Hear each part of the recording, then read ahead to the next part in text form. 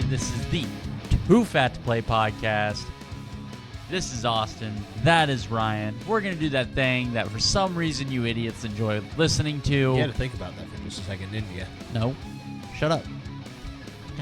God, you're still in your head from 2 weeks ago. Well, I fucking did it again last week. I thought that was a joke. Oh, shit. All right, let's talk fantasy. Too Fat and Friends, brought to you by Sticks Golf Lounge, Humboldt, Kansas. Swing in, have a beer. You see what I did there? They love us. We think.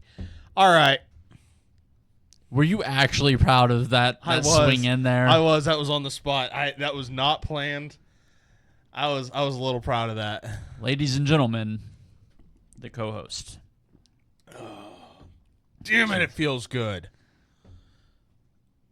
Everything but my back. So, yeah, we can keep rolling.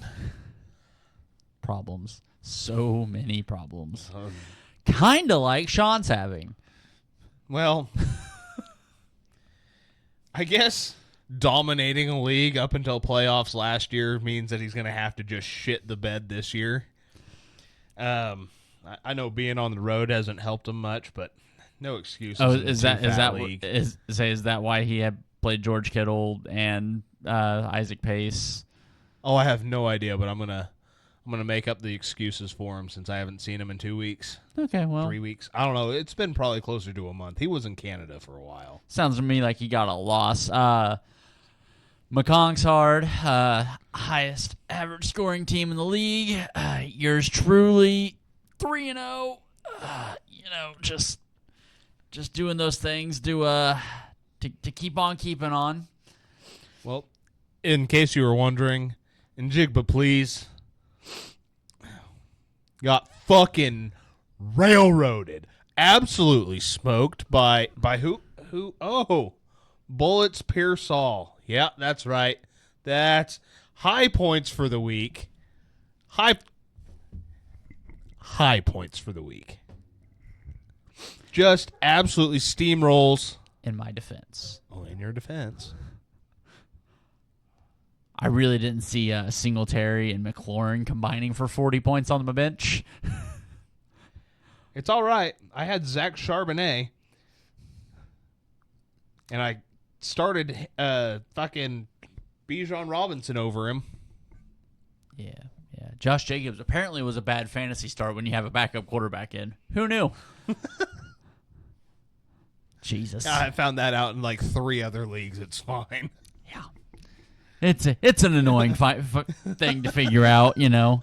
When you have a backup, what are you gonna do? You're gonna run the ball, right? Yes, but with the other guy. Yeah. We don't want to get our main running back. Yeah, we'd like to go to the rookie that we not even sure we drafted. Hill Daycare gets his first dub of the season. Little D-Wack is struggling a little bit now. Just like with breathing, he's having a hard time here. I don't know how you lose to Hill Daycare. I get Derrick Henry pops off, but so you had Derrick Henry score 30, Roquan score 30, and Rashee Rice at 29. But outside of that, nobody really. Yeah, but all he had was all D-Wack had was Allen and Kyron. Other than that, he didn't do shit. Well, I guess he should just probably be better at fantasy football, shouldn't he? Well, probably. He's also lost one of his defensive players for next week since Derwin James Wynn got himself suspended. On the bright side, Disbro did leave Jawan Jennings on his bench. That could have been so much worse. Yeah. You throw him in over, I don't know, some piece of shit like Tyreek Hill. It's a 40-point fucking swing. Scores 220. Riley Reed had her option of the number 1 tallywhacker going down to Kyle. I guess going down on Kyle. I'm not sure how that would Brett's go. going down on Kyle? Packers fan, you never know. We're not really shocked. 136-97. Just an absolute dud put up by Riley Reed option. His bench was just as bad. Yeah. As bad. Holy shit. That's Aaron impressive. Rodgers would have net him a few more points. Yeah, but that was about it. That's rough. Long Duck Dong sticking it to Glory B to the A gap. Long Duck Dong holds on to that 3-0 record. Glory be to the A gap, gets the first loss of the season.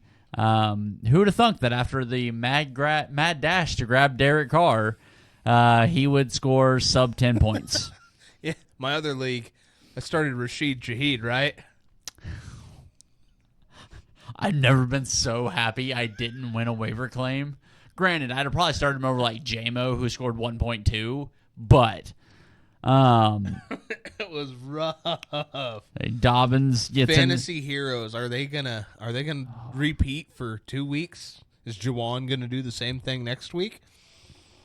Somebody's got to catch the fucking ball in San Francisco. Yeah, it's not gonna be fucking Brandon or Ronnie.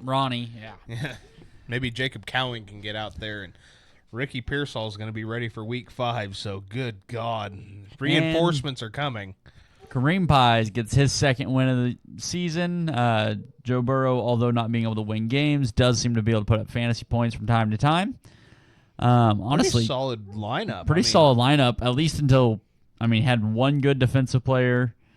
But the top end of his lineup with Burrow, Hubbard, Jones, Jefferson, and Neighbors. If he would have started Jalen Carter and Cameron Bynum, he would have blown me out of the water for fucking high points. That's an impressive. He had 60 points on the bench essentially. Yeah. Bringing the standings, the 2 3-0 teams, me and Long Duck Dong at 3-0. Bullets Pearsall. What's that? Kareem Pies. How many points did the 3-spot jump? That's right. You're in third. Exactly. I started out the week in fucking 7th. But you only ended up in third. It's all right. I'll be right up there at the top. It's next week. Right. But Bullets Pearsall, Team Kareem Pies, and Glory be to the A gap on your 3, 4, 5, all at 2-1, and somehow Lou is the high scorer in the 1 and 2 department. But in Jigba Please, Hill Daycare, Team Beefsteaks. That of course I messed up the word daycare and I say in Jigba correctly. Sorry, Lou, you almost got it. Oh, 2 thumbs up, D-Wack, and number 1 tally, all at 1 and 2, and holding down the toilet seat. Riley Reed option. Apparently, the back door was a little rough at 0 and 3. And also that 330 total points scored seems a little rough. Absolutely brutal. Oh, that's bad. What do we got coming up next week? Obviously, I've looked ahead just a hair. We'll save that one for last. Hill Daycare takes on Beefsteak. Hill Daycare looking to edge out that win.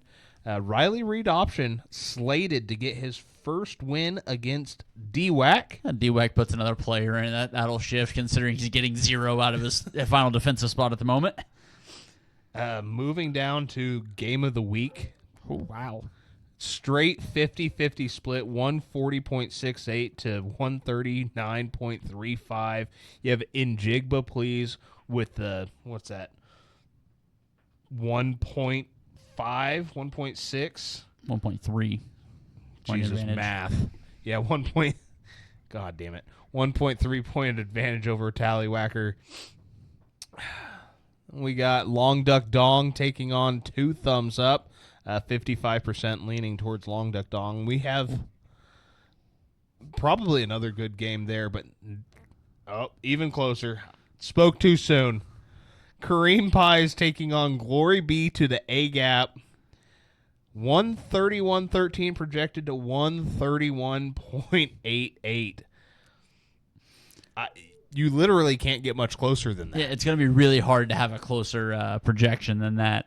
And then I know there's 2 names that you guys missed. So, fortunately, I get to beat up on Ryan where he scores like 36 points this week. I know shit. I'm projected to win 53-47 percentage-wise, 154 to 147. I'm going to have a fucking dud. Ain't nobody going to fucking score for me this week. It's going to be, I know exactly how this goes. I've played enough fantasy football, and I've lost every league I've ever played in. Fucking the dumb. question is, am I going to have either a Luakun or Branch? Because that could get dicey if I don't. I'm hoping my waiver claim comes in for a player. And I don't know. I'm having a hard time here. I feel like Jahmyr Gibbs should be a fucking start. But the way my running backs have been going, Chris Olave should have a decent game in Atlanta. I feel like that's going to be a shootout. It's going to have to be. It's the NFC South, and they hate each other. DK Metcalf's been lighting it up. Jordan Mason feels like a fucking bench player at this point because Kyle Shanahan doesn't know how to run the goddamn football anymore. Dude, I hear you. Like I'm now like to the point where I'm thinking about stacking Jaden Daniels with Terry McLaurin. So I wish you wouldn't, but you probably should. like Singletary probably needs to be in over somebody. Jameson Williams didn't do fuck all last week. Ladd McConkey was at best. Playing against Kansas City, might not have a quarterback who might not have tackles. Like, no, it's a little pressing right at the moment. The injury bug right now is so bad, horrendously. I'm gonna throw a waiver claim in here while we're talking. Stay the fuck away from my guy. Oh, now I don't know who to fucking drop, though. This is problematic. That's problematic. We'll figure it out. Yeah, I don't know what to do anymore. I feel like I need to drop that guy, but I know as soon as I do, he's going to start popping off. Anyhow. We'll stop trying to do waiver claims. We're going to get out of here for the podcast Fantasy League show. We will see you guys in the big show. Adios.